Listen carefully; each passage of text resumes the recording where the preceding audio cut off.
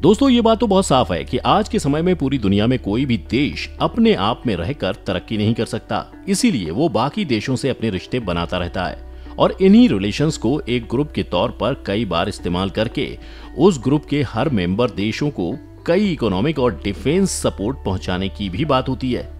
आज दुनिया में कई ऐसी इंटरनेशनल ग्रुप्स हैं जिससे देश के बड़े से बड़े देश दुनिया को नई दिशा में ले जाने के लिए साथ आते हैं।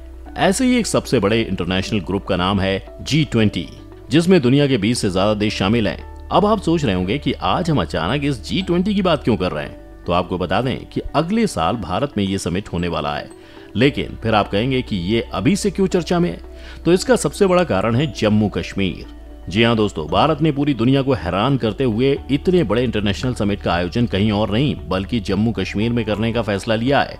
इसीलिए ये आयोजन पूरी तरह से चर्चा में आ गया है और दोनों पड़ोसी देश पाकिस्तान और चीन की नींद उड़ने लगी है कि सालों से जिस कश्मीर को मुद्दा बनाकर भारत को इंटरनेशनल लेवल पर ये देश परेशान करते थे, उसी को आज हथियार की तरह इस्तेमाल करके सरकार जम्मू कश्मीर का नया भविष्य और दुनिया को धरती की जन्नत से रूबरू करवाने का फैसला कर चुकी है। अब सबसे पहले समझते हैं कि आखिर ये G20 बना कैसे और इसमें शामिल देश करते क्या हैं। तो आपको बता दें कि G20 असल में G7 देशों के द्वारा बनाया गया एक इकोनॉमिक यानी आर्थिक तौर पर देशों को मजबूत करने वाला समिट है। अब जब इसकी शुरुआत हुई है G7 से, तो आइए पहले उसे ही समझते हैं। 1973 में अमेरिका की राजनीति में भूचाल की आहट थी। मिडिल ईस्ट के देशों में भी सत्ता का रुख बदल रहा था। इसका असर तेल की आयात पर पड़ने वाला था। चूंकि अमेरिका उसी समय सोवियत संघ के खिलाफ कोल्ड वॉर को लीड कर रहा था, इसलिए इस हलचल का असर अमेरिका को सपोर्ट करने वाले देशों पर भी पड़ रहा था। साझा समस्या के लिए एक साथ उपाय ढूंढने की जरूरत थी। इसीलिए 25 मार्च 1973 को अमेरिका, यूके, फ्रांस और वेस्ट जर्मनी के वित्त मंत्री वॉशिंगटन यानी अमेरिका की राजधानी में इकट्ठा हुए। ये वही देश थे जिन्हें अमेरिका की क्राइसिस की वजह से मुसीबत हो रही थी। चारों देशों के वित्त मंत्री व्हाइट हाउस की लाइब्रेरी में साथ बैठे और समस्या पर बात की, जिसके बाद ही इस गुट को G4 या लाइब्रेरी ग्रुप का नाम दिया गया, जिससे इन देशों ने एक दूसरे की मदद करने और नए रास्ते तलाशने के उपाय ढूंढे।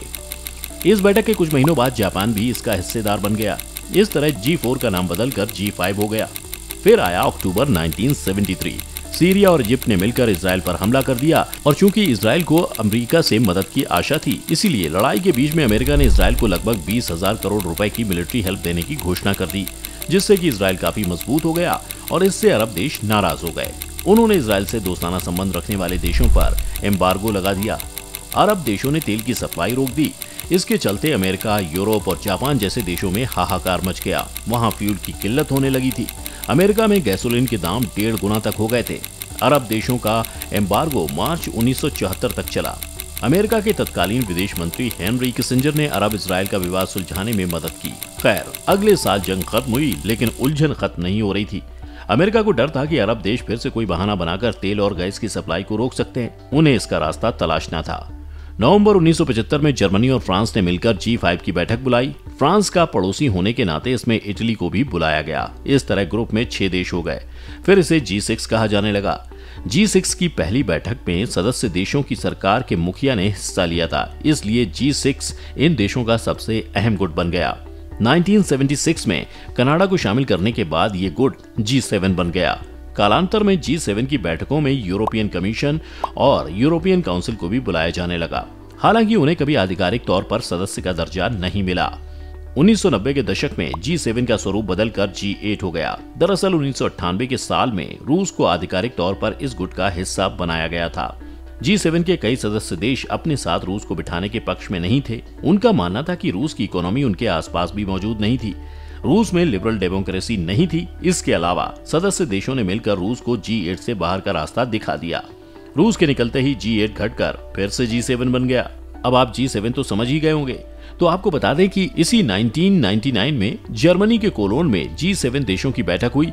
इसमें एशिया के आर्थिक संकट पर चर्चा हुई। इसके बाद इन देशों के फाइनेंस मिनिस्टर ने दुनिया के 20 शक्तिशाली अर्थव्यवस्था वाले देशों को एक मंच पर लाने का फैसला किया और वही हुआ। दिसंबर 1999 में बर्लिन में पहली बार G20 समूह के लिए बैठक हुई, जिसका मेन काम सदस्य देशों को आर्थिक रूप से मजबूत बनाना था। G20 आज एक ऐसा समूह है जिसमें 19 देश और 20वां यूरोपीय संघ है। साल में एक बार G20 शिखर सम्मेलन होता है, जिसमें सरकार के प्रमुखों के साथ उन देशों के केंद्रीय बैंक के गवर्नर भी शामिल होते हैं।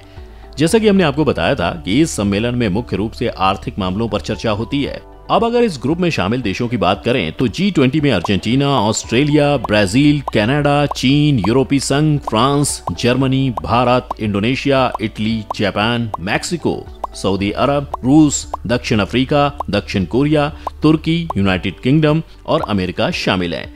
ये सभी देश मिलकर दुनिया की जीडीपी का 85% हिस्सा बनाते हैं। इसके अलावा इन देशों का ग्लोबल ट्रेड में हिस्सा भी 80% है और दुनिया की 2/3 आबादी यहीं रहती है। इस तरह से आप देख सकते हैं कि G20 दुनिया के लिए कितना जरूरी और आने वाले आर्थिक संकट से निपटने में कितनी मददगार साबित होने वाली है।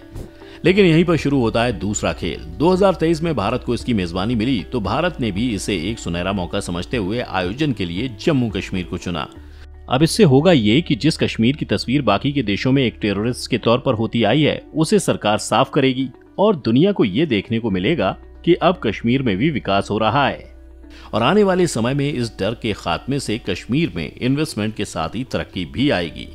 लेकिन चीन और पाकिस्तान को ये बात रास नहीं आई और उनका ये कहना है कि कश्मीर भारत और पाकिस्तान के बीच एक बड़ा मामला है, इसीलिए उसे यूएन के हिसाब से सुलझाना चाहिए। एक तरह से उनके कहने का मतलब ये था कि भारत को कश्मीर पर कोई भी निर्णय लेने से पहले पाकिस्तान से बात करनी चाहिए, जो कि वही बात हुई जो सालों से पाकिस्तान कह रहा है। इसके अलावा चूंकि चीन भी इस ग्रुप का मेंबर है, इसीलिए जब उससे पूछा गया कि वो इस बैठक में हिस्सा लेगा या नहीं, तो उसके नेता ने कहा कि अभी कुछ क्लियर नहीं है कि वो अगले साल आएंगे या नहीं।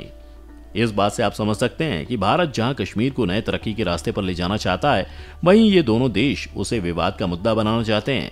खैर जो भी हो, वो तो अगले साल ही पता चलेगा। लेकिन आप इस बारे में क्या सोचते हैं? आप अपनी राय हमें कमेंट करके बताइए और इस वीडियो को लाइक और शेयर करना ना भूलें। साथ ही चैनल को सब्सक्राइब भी कर लें।